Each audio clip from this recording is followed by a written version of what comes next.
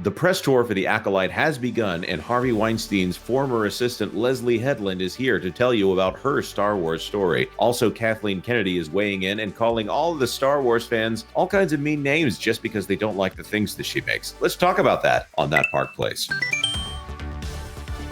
Hello, I am Jonas J. Campbell, an investigative reporter for That Park Place, and here with me is my Wookiee co-pilot, Mr. VashSky.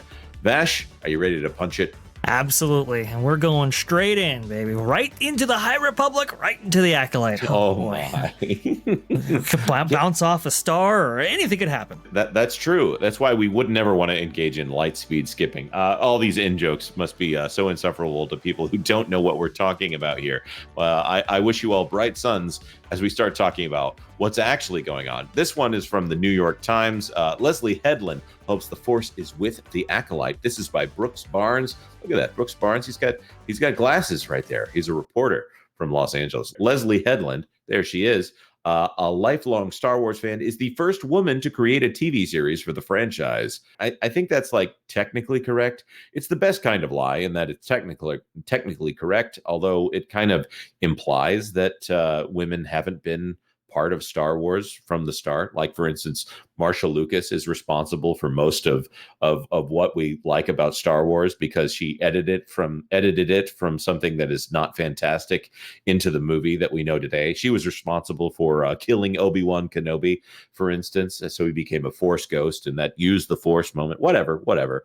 Of course, Deborah Chow was showrunner on Obi-Wan Kenobi, things like that. But Leslye Headland did create the Acolyte, and it remains to be seen whether we will be singing her praises for that sometime in the future. According to this article, Leslye Headland has been telling Star Wars stories on screen since she was a teenager. Ostracized at school for being different, she retreated inward, making stop-motion films starring her action figures. Well, Vash, were you ostracized at school for being different? I was ostracized at school for being different. Maybe I'm the same as Leslye Headland. Are you the same as Leslye Headland? Oh, I might be the same as Leslye Headland because, yes, definitely ostracization for sure. But also, too, I mean, she's a little bit older than I am. But I had a Star Wars club. I had people who were very interested in this. So perhaps that was changing around my time. Not sure. But making stop motion films starring her action figures. I have used the phrase before with Leslye Headland and how she describes these characters as kind of taking her action figures and just kind of mashing them together on screen. It sounds like, well, that's exactly what she's doing today. So there you go. Yeah, that is kind of a problem in modern movie making when it's too focused on well, let's see, the CGI here. I want to talk about this because this actually speaks to one of the problems at Lucasfilm right here.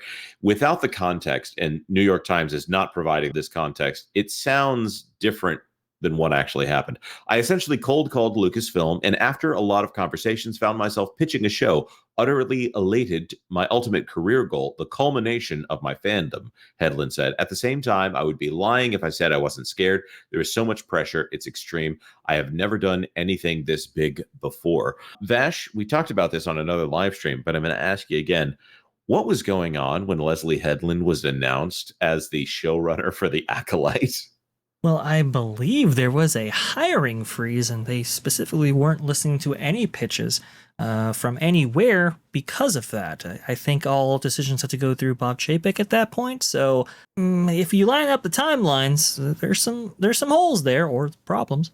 And as many people have pointed out, it was a very long time before any executive spoke about the Acolyte. In fact, you only heard about it in trades or in rumor sites and things like that. So it's not like Bob Chapek was eagerly talking about this. This was at a moment when Bob Chapek had said no new projects. There was a hiring freeze. They were probably going through some round of layoffs at the moment. But somehow Leslye Headland, again, a very well-connected Hollywood person who managed to survive her former employer having the largest fall from grace of any Hollywood producer. And I have to wonder what happened here. Is it Leslye Headland that's the powerful one, or is it that Kathleen Kennedy managed to get Leslye Headland's project through? Anyhow, there's something even more interesting in the next part here. Headland's show, The Acolyte, will debut on Disney Plus on June 4th, costing roughly $100 million for 8 episodes. That's $22.5 million an episode, if I'm not mistaken. Wow, that's a lot of money, and it took 4 years to make. And they say it's going to please old school Star Wars fans.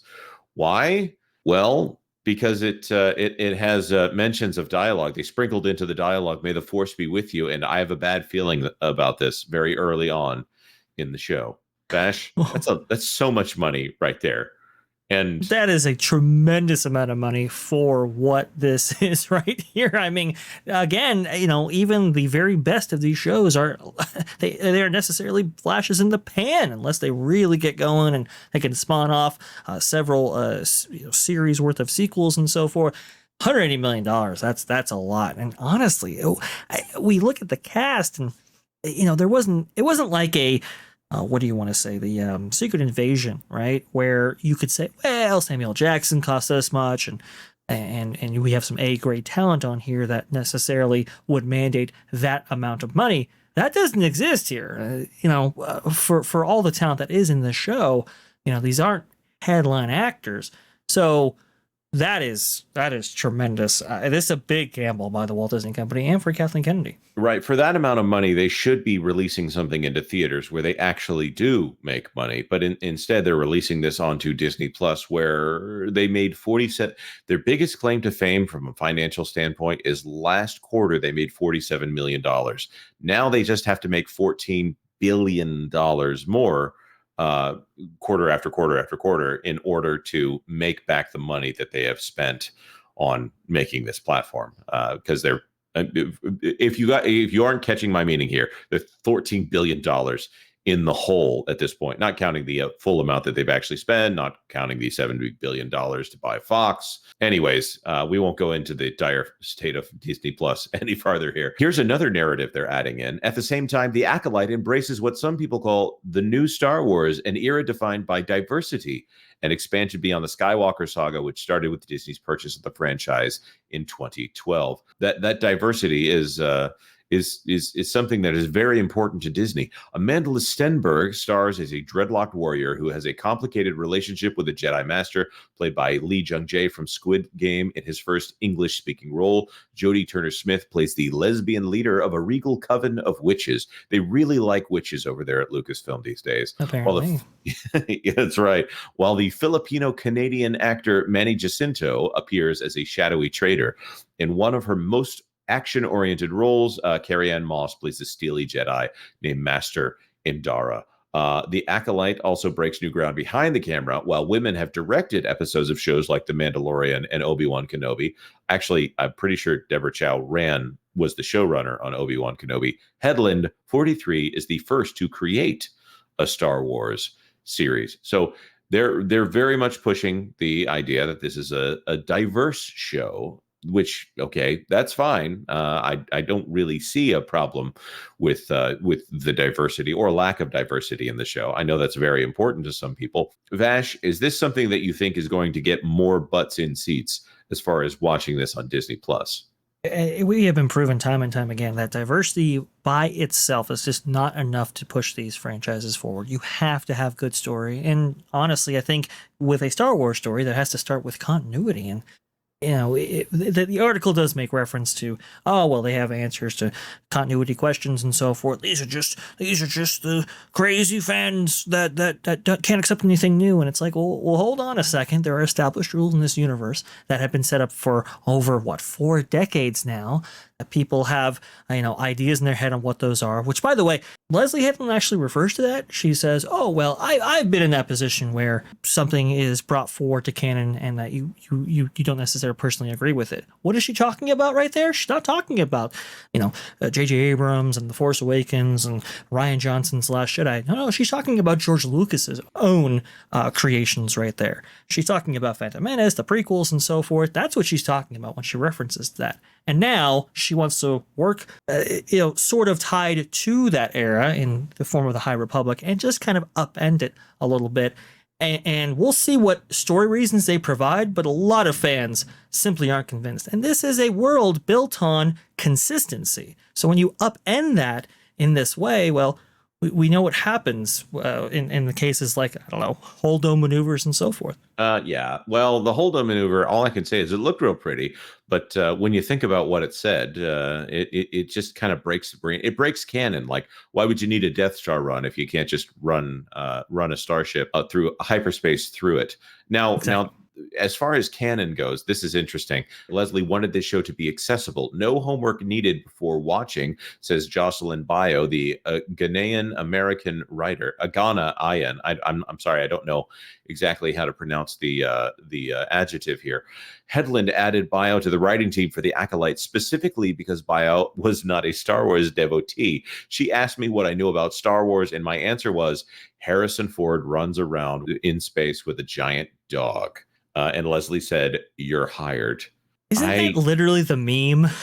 The meme of the stick figures in the office setting right there, and somebody says something completely off the wall and says, "You're hired," and you see the company name up top there. That's literally the meme playing out in real life. Am I not mistaken here, Jonas? Oh, you're absolutely correct, and it's one of those things where they say, "Oh no, this pays homage to fans," but "Oh no, it's accessible to people who are not fans." I really don't know here. By the way, there's another little untruthitude told here. The first Acolyte trailer released in March racked up 51.3 million views in its first 24 hours, a record for any live-action Star Wars series, including The Mandalorian, according to Lucasfilm. That Mandalorian trailer got 85 million views, according to Disney's own metrics here. The Acolyte got a digital record, but it's trying to say that this got more excitement than The Mandalorian, which was the biggest show on Disney Plus until Bluey, which is a show that Disney doesn't even make, that they happen to luck into licensing, outclassed it. You know what's also missing right here, Jonas? Where's the like-dislike ratio as part of this? Ooh, that's another right here. record that it broke. Ooh, that's a really good point. So look at this. This is where it gets dark, but a loud primordial part of the Star Wars fandom has pushed back in predictable fashion. Why are there so many women, girls, and minority characters increasingly dominating the ranks of the Jedi?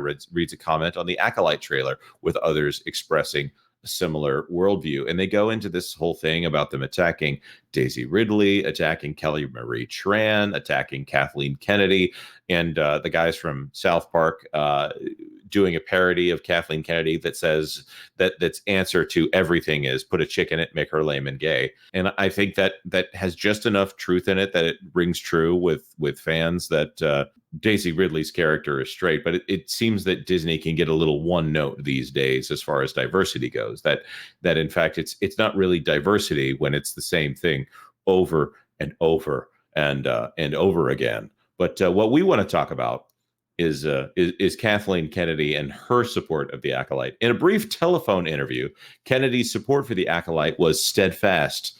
My belief is that storytelling does need to be representative of all people, she said. That's an easy decision for me. So it sounds like she's responding to the South Park comment when she says that.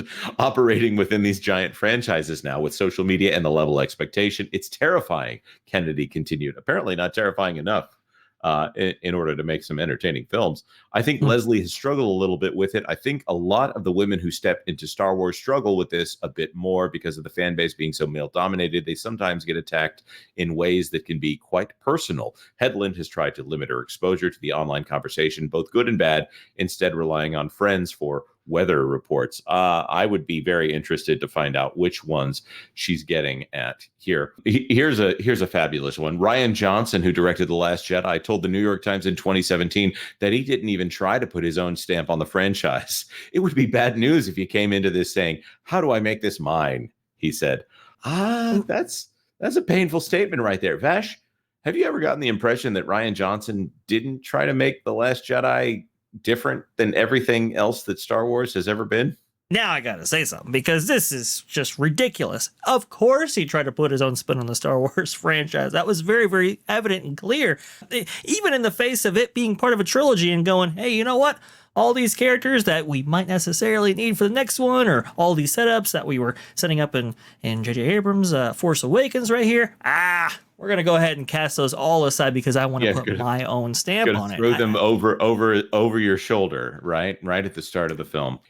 I actually liked The Last Jedi the first time I watched it, and the more I thought about it, the less I liked it. I think at this point I only like about 50% of the movie, and I'm not going to say it's the first half or the second half. There's about 50% of that movie that I actually enjoy. It's moment by moment, but I don't enjoy it on the whole. But I think that's a movie that probably struggles with the idea of subverting expectations in the moment being the important thing, and it sacrifices some of the longer term enjoyment of the film. And everything put into that second film destroyed the third film, and many things about that second film actually destroyed the first film in the sequel trilogy, the spin-off trilogy, as we like to call them. So there were so many things about that he definitely left a mark, whether or not he meant to. I don't mean to criticize someone that's trying so hard to make something amazing, but there was so much messaging in that film, and there's so many nonsensical decisions that happen in that. But anyways, I wanted to talk about Kennedy. Kennedy, however, pushed Hedland to do just that with The Acolyte. You've written a great Star Wars show, Kennedy told her in 2019 in response to early scripts. Now go write a Leslye Headland show. I think that's the thing that we're actually worried about here. Vash, do you want to wrap us up here and tell me what do you think about Kathleen Kennedy saying, no, don't do a Star Wars, do a Leslye Headland? Well, I actually am not surprised by that at all. I think some people have made reference to the fact that Kathleen Kennedy might not actually be a Star Wars fan herself. I think that is exactly true. I think she was never really a Star Wars fan and wanted to turn this franchise into what she wanted to turn it into, and specifically got directors in which to do that for her. When asked about this at Star Wars Celebration, for example, like how do you decide which project to go with or which people to actually hire for Lucasfilm projects, she says, well, it's really about what people want to say. As long as you have something that you want to say, you're in, kind of thing. Not going off of, how much you like Star Wars or how much of a fan you are. Can you even bring a project to the table that is unique, that is marketable?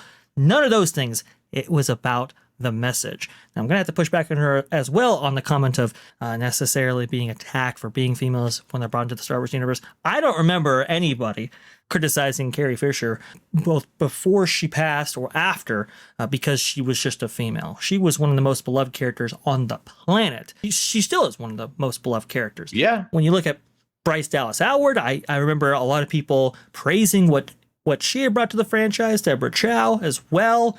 Some people felt that Deborah Chow wasn't necessarily able to bring her full vision forward with Obi-Wan, and people stood by her and never attacked her based on gender. It was always about the work output. That goes similarly with Rian Johnson as it does any of the other people that have made questionable decisions regarding this franchise. Hey, I got a question for you, Vash. If I told you there was a Patty Jenkins Rogue Squadron movie, would you want to watch it? I would be interested to see what story she has to tell. She's a very competent director, at least mostly. Yeah, she could bring something very interesting. Oh, they can't all be home runs every single time out of the park. Of course, Kathleen Kennedy is famously the person who fired Christopher Lord and Phil Miller off of Solo, and I liked how Solo turned out. Not perfect, but I like it, I'll admit. But I would have been much more curious to see what the guys behind the Lego movie did with Solo. I have a feeling it would have been something truly fantastic, but I don't know. We'll never know because Kathleen Kennedy stopped it from happening. But that being said, we want to ask you, what do you think about this? Are you going to be watching The Acolyte?